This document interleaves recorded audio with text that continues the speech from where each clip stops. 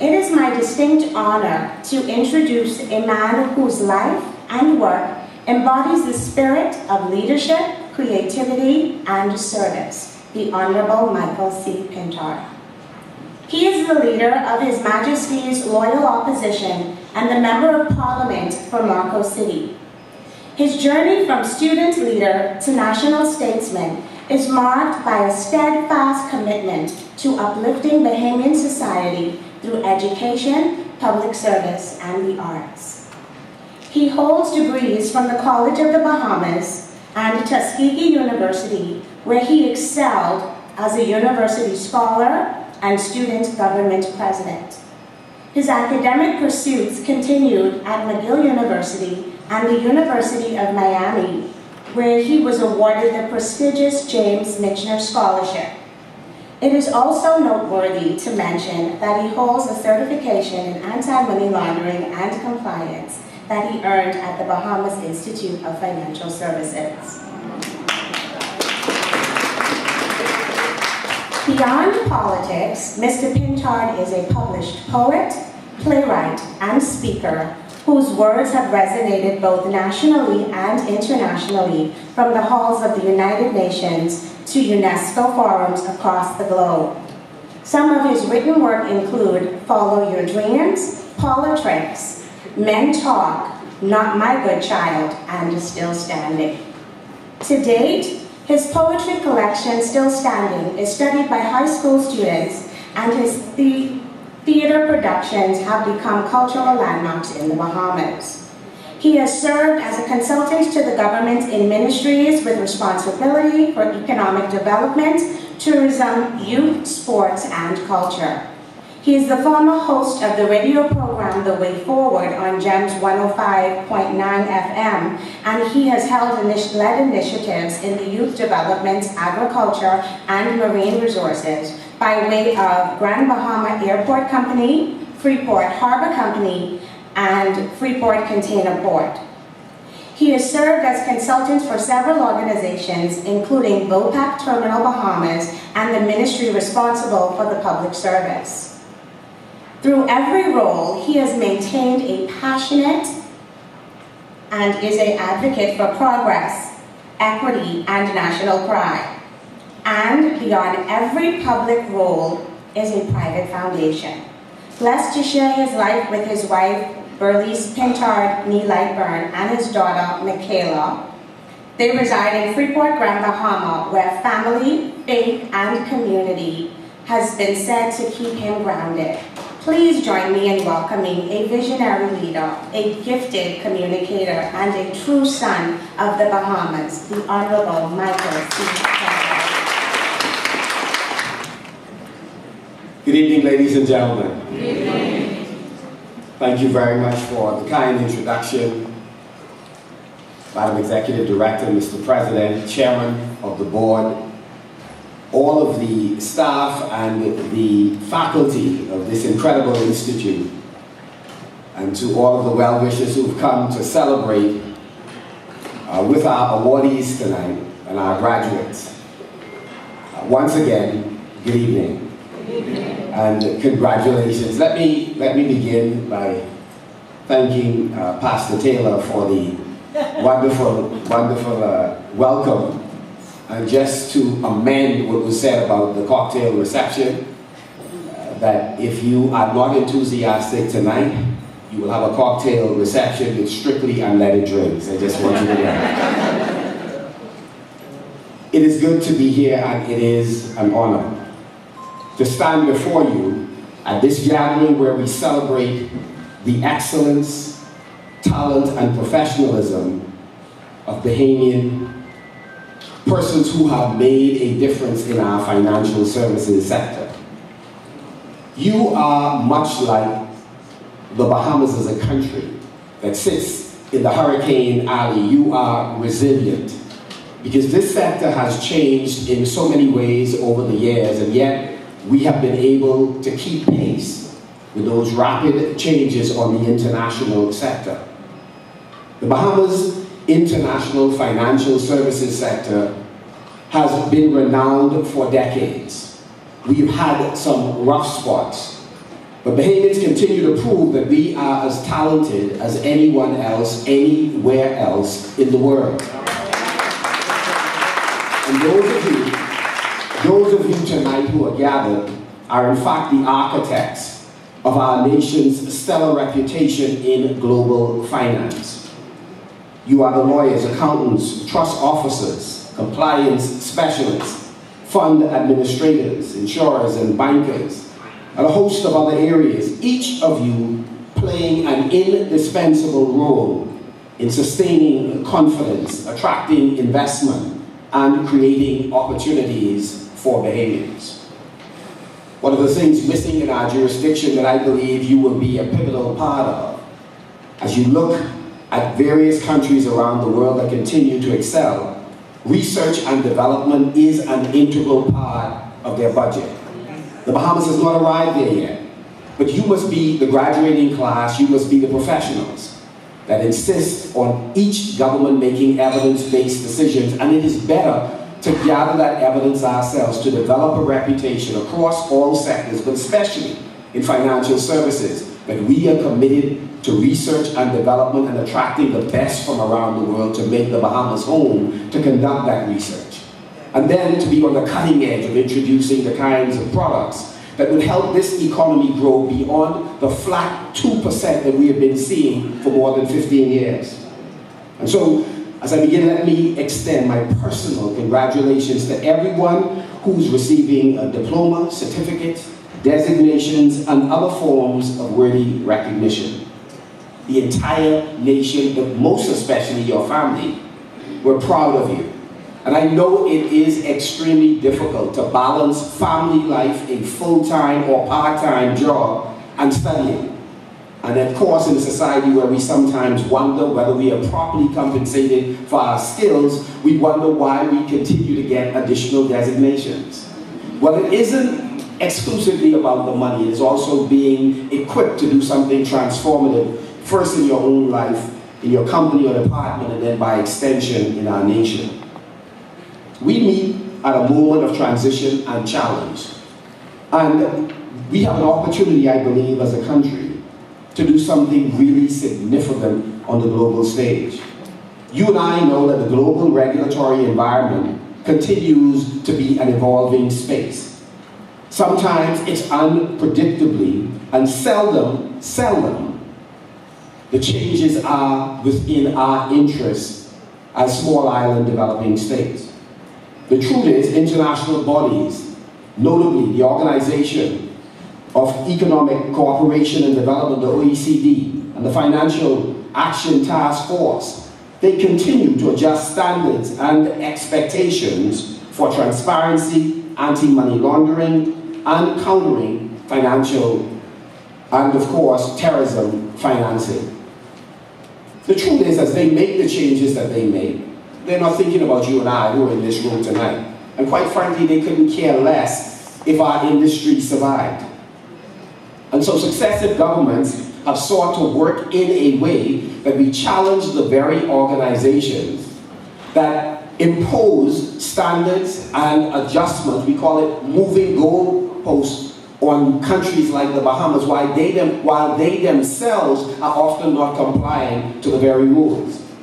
And so we have worked together to challenge them.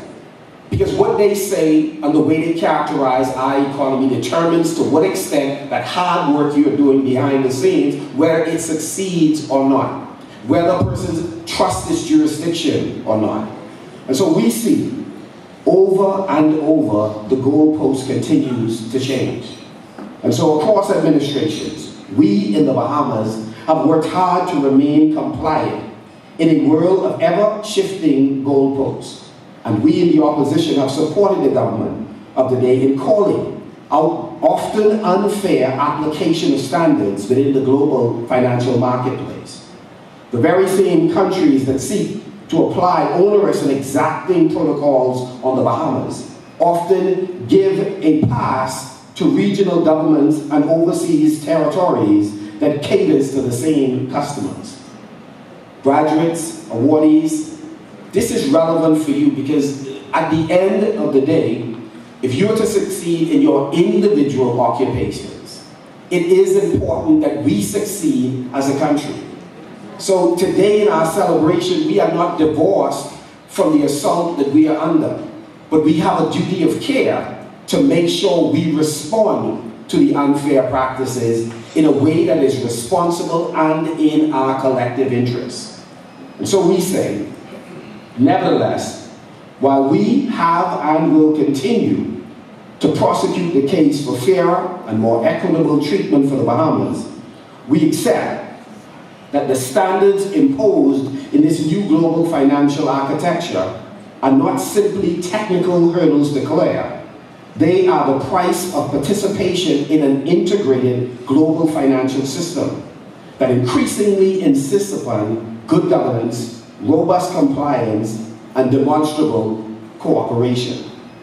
Our sector has faced acute scrutiny in recent years, but in each case we have responded. In each case, we've also challenged the global community to be fair to you, because you are behind the scenes helping us to again engage in good governance, keeping our jurisdiction safe from those bad actors, most of whom, in fact, hail from the very jurisdictions that put onerous requirements on us. The rapid implication of new protocols, often with unrealistic time frames and with unreasonable expectations, have meant that in a small financial center such as ours, that we have to expend scarce resources to meet the protocols and to comply. This scrutiny no doubt has consequences. Increased due diligence costs, reputational pressures, and sometimes constrained market access. And it makes it harder for smaller jurisdictions like ours to compete. But so we ask you, in the course of getting your own certification, please collaborate across your sector, because it is important for us to observe the environment that we're in and accept the challenge that no matter what obstacles and impediments are put in our path, as a country we will work together to not only meet the standards, but to exceed them and nevertheless compete with those who put stumbling blocks in our way. We have the capacity, graduates. We have the capacity to do so. But what is also important is that no political organization should then use the unrealistic, in some cases, expectations placed on us to be lax in what we ought to do as a country. And so both administrations have a responsibility to work with you, because this is not an enterprise that can be done only at the political directorate. We require the private sector, civil society, all of us to ensure that we have a robust financial services sector. And so I submit to you that we must be about the business of being on the cutting edge, creating new products in this sector that we believe can once again return to the glory days where we were among the leaders in the financial services sector around the world. And so let's accept that the world has changed and that the proverbial cheese has been moved. On the global stage, we will, with a singular voice, continue to advocate for a fairer, more inclusive, more equitable financial regulatory framework. At home, let us work to develop and implement a constructive approach, nonpartisan, pragmatic, and forward-looking, that empowers professionals like you and positions the Bahamas to seize emerging opportunities. Let me say that again, I mentioned to you earlier, what is at risk if you lack enthusiasm are purely unleaded drinks. First of all, an honest appraisal of the recent issues facing your sector is extremely important. Even with our protests and objections, the Bahamas have still come under tremendous scrutiny. But what is interesting is that we continue to sign new treaties proving that we are among the top 10 nations across the financial service sector in embracing new innovations, new requirements for compliance on the global level. Evaluations by international bodies against these agreed standards have highlighted areas where we have needed stronger controls, beneficial ownership, timely exchange of information, economic substance, and the operational capacity of supervisory authorities. The implications have been tangible, heightened due diligence by correspondent banks and a demand for clearer demonstration of compliance frameworks. The truth is, all of you here tonight, I'm asking all of us to begin to think or continue to think well beyond this jurisdiction. The Bahamas is truly on many levels under threat, whether it is as a result of climatic events or overreach of larger countries, particularly in Europe and the US, in the financial services sector. We are under threat. So we have an obligation to consider how through your sector we are able to establish additional pillars under our economy so that we are not so narrowly reliant on tourism and financial services as the means to drive this economy. In this room, we have so much talent. Many persons have passed through these doors in the University of the Bahamas and around the world, but still somehow in 2025, the Bahamian community is facing an economy for more than 15 years that continues to grow at a meager 2%. So graduates, as you return to your place of work, I'm asking you to consider that we look beyond our immediate assignments at work and we engage in a broader community discussion of how can I use the skills that I have gained to put pressure on a system that has proven that it can be responsive to challenges from without and challenges from within, so that we can drive an economic growth north of 2%, north of 3%, as we collaborate with each other in creating additional legs that this economy can stand on. Thirdly, let me say that reputational management for the Bahamas in this changing global environment is critical. Media narratives and blacklists, whether fair or not, can affect market confidence rapidly. We must ensure our narrative is grounded in facts, that the Bahamas has taken concrete steps to meet global standards and continue to strengthen governance. I say again, despite all of the challenges and global trends, I believe that we have an opportunity to create a jurisdiction that investors, sophisticated and new investors, would be proud to be a part of. And so the work that you're doing every day, what you are doing is creating a profile of a country where we can repair any historical hits on our reputation, and they would say with confidence it makes sense doing business in the Commonwealth of the Bahamas. And so the shift to compliant, substance-based business models with international clients with high net worth, I believe that this shift that is occurring, that we are up to the challenge to lead by embracing new technologies, by doing something that we have only talked about for many years, which is ease of doing business. Where you sit every day, you have a chance to help the Bahamas lose the reputation that capital when parked here is not productive, and therefore we have ceded opportunities to the Turks and Caicos in many cases, to the Cayman Islands, to other jurisdictions where business can be done faster. But I know as graduates, as persons who have worked diligently in this sector, we are entering a new era where you will ensure that we move faster in the Bahamas than we have ever moved. That we insist that all administrations that audition for the job of governance, that we are committed to be facilitators, removing impediments out of the way of Bahamian investors and foreign investors. Let this be a part of your commitment in your own job, but also in your commentary in the Bahamas as we consider the role that as financial services professionals, the role that you play in propelling this country forward. Let me say that the rise of fintech, digital assets, and tokenization, all of these are critical to our forward movement. Technology is reshaping capital formation, payments, and asset management. The Bahamas Dare Act and other regulatory changes have positioned the Bahamas to become a major player in this emerging space. With a coordinated and deliberate strategy, fintech can broaden our market, attract innovative businesses, and create high-level value jobs for all Bahamians.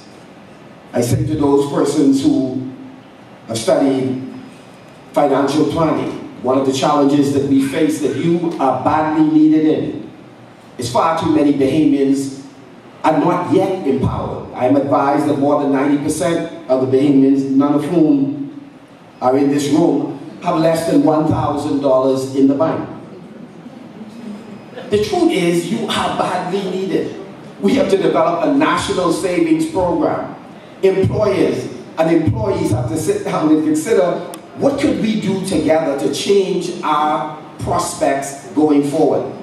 What can we do to help the next generation to become owners of this economy rather than mere employees and participants? What can we do in Grand Bahama, where I live, or in New Providence, where we go to the bank and the section where the loans are is filled with Bahamians, and sometimes in Grand Bahama the line is almost to the door of those who work for the industrial companies who've come from halfway around the world to the land of our birth to invest in dreams for them and their children. They are repatriating money home, and we are often stuck in the loan section for the second or third time to borrow additional funds. Graduates, you have an opportunity to change this. So beyond our celebration tonight, we can do some incredible things for our country. The owners of the economy are so small, it's such a small number that we can put them on a 747 and fly them out of the country. But what you can do as a result of what you've achieved is you can broaden the base so that more of us own a piece of the rock. And we're not so angry about others coming in, because we will organize how they come in. We'll make sure they come in the right way on terms that we define, not them. And they'll come to serve the interests that we design. So graduates, tonight, I'm excited to be talking to the top 1% in the country who've taken the time to prepare, who understands the value of planning and saving, who knows the value of technology and collaboration, to, as Warren Miller said, to make sure that the wealth in the Bahamas becomes more common. As I wrap up, I want to underscore that we have a marvelous opportunity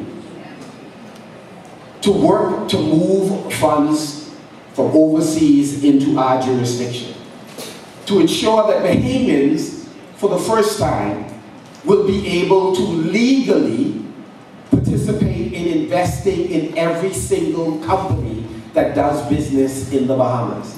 Think about it. So many companies are making money in the Bahamas, and legally there are impediments to you investing in them. Some of us work for companies we cannot invest in. And so we have to be a part of reshaping the Commonwealth of the Bahamas so that no major hotel, no Atlantis, no Bahama, no agency, industrial company in Grand Bahama, you cannot invest in. And while we're responsible in keeping our system stable, it is important to relax some of the requirements that we put in place that prevent you from onboarding funding from overseas that allow you to explode the dreams and the visions that you have. You have an opportunity to be disruptive in this. And any government that leads to do things not just differently, but more effectively in catapulting the Bahamas forward. And so I'm pleased to hear from Mrs. Bodie and from others that we are now in a position to create centers of excellence for all of our compliance officers. There was a time we were exporting compliance officers. We want to grow the number so large in every area that you are qualifying in tonight that we can export for a season, only a season, you need you all here, only for a season, talent overseas. But we have to also create the framework where those who live overseas, who hail from the Bahamas, can see a pathway for them to grow if they return home to the land of their birth. Many of your children, your brothers and sisters who have left, they see no pathway to come back because they believe that the opportunities are too few, the ceiling is almost impenetrable. That you must be aligned with someone politically or financially so that you can get your feet in the door. You have an opportunity to create a different reality for the country. So you can't just be silent as in the field that you're in. You have to be open in terms of sending that text, writing that letter to the editor, weighing in your church meetings about the way forward, not just for that institution, but for the country. You're being trained through this marvelous institute, again, taught by outstanding lecturers, not merely to make more money, but to make a greater difference in a country that is crying out for your talent. In fact, no one has a monopoly on good ideas. And think about it for a moment. We've had share offerings in this country that many Bahamians, maybe some in this room, couldn't buy into because they start at $49,000. The buy-in has been out of our reach. We need a new generation that reshapes that kind of consideration to say that any opportunities being created in the Bahamas, particularly using Bahamian assets, by necessity means that the person with $1,000 should be able to buy shares in what was their asset.